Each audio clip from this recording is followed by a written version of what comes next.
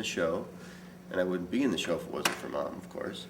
But Mom, what was it like when you were a little girl back in, say, the mid-1930s, and sitting around the radio? What do you recollect about that?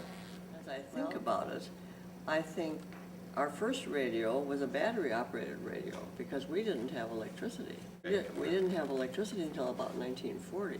Okay, so just prior to World War II. Prior to World War II. And so radio was really fun. I remember coming home from school, in the late 30s, and we'd listen to all the kids' shows on the radio. And were they serialized, so you'd be one day to the next, you'd follow the story? Oh, yes, we'd follow the story from one day to the next. And it was Jack Armstrong, the All-American Boy, the Lone Ranger, the Shadow, and Captain Midnight. And so there were many, many children's shows.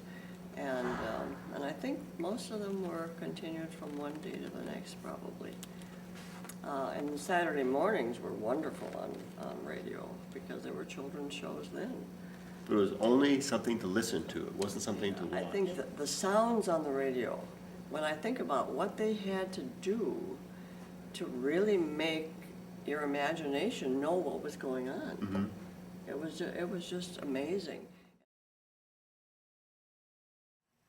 What I love about this show is the messages that come through the music.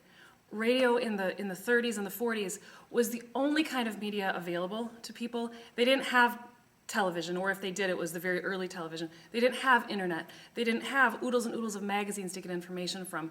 They didn't have cell phones. They couldn't communicate quickly with each other. So everybody tuned into the radio.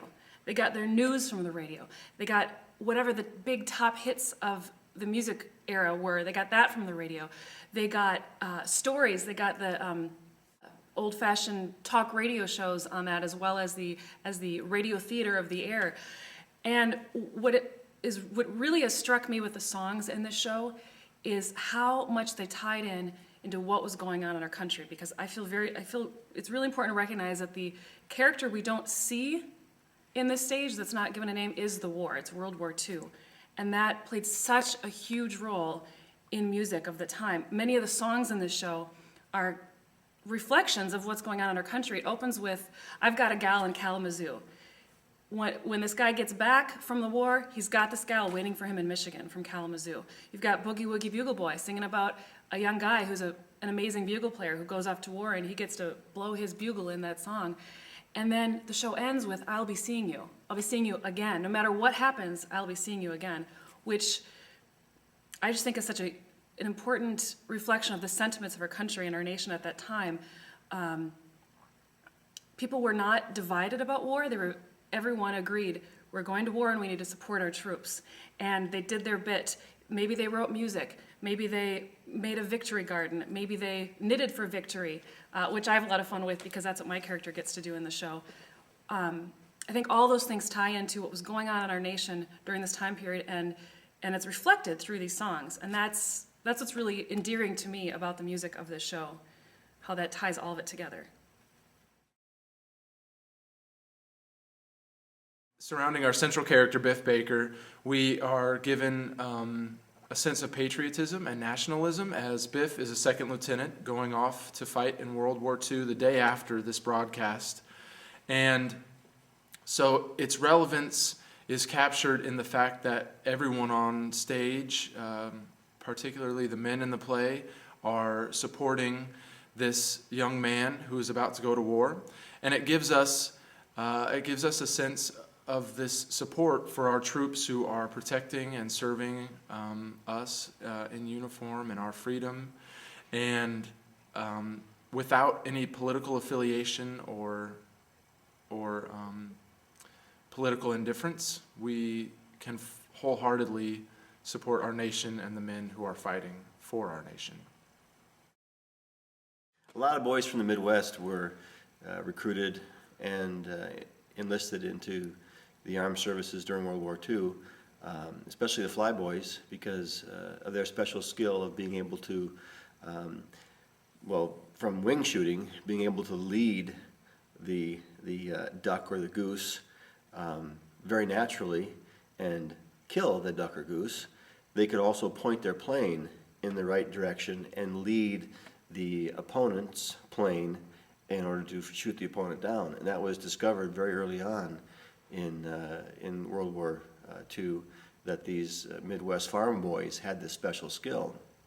And so they were heavily recruited to be a part of those special forces, flying planes, especially fighter planes. But in talking to my mom, in talking to my grandparents when they were still alive, my understanding of life in the Midwest during World War II is that everybody was on rations, everybody was recycling.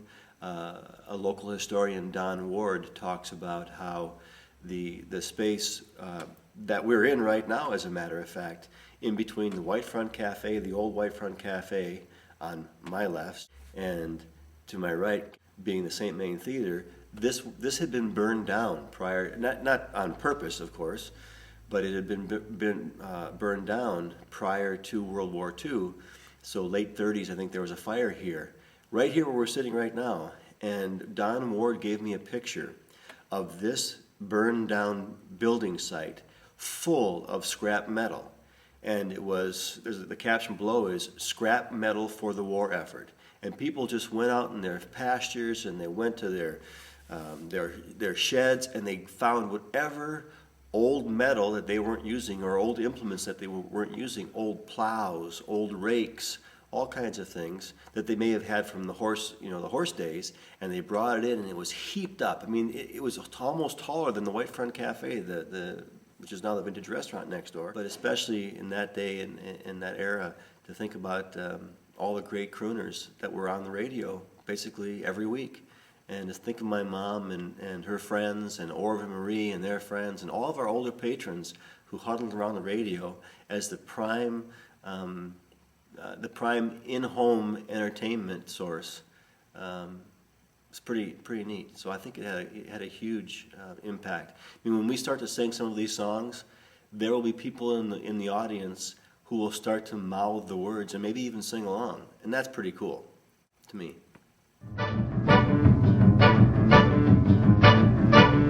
He was a famous trumpet man from out Chicago way. He had a boogie style that no one else could play. He was the top man at his craft.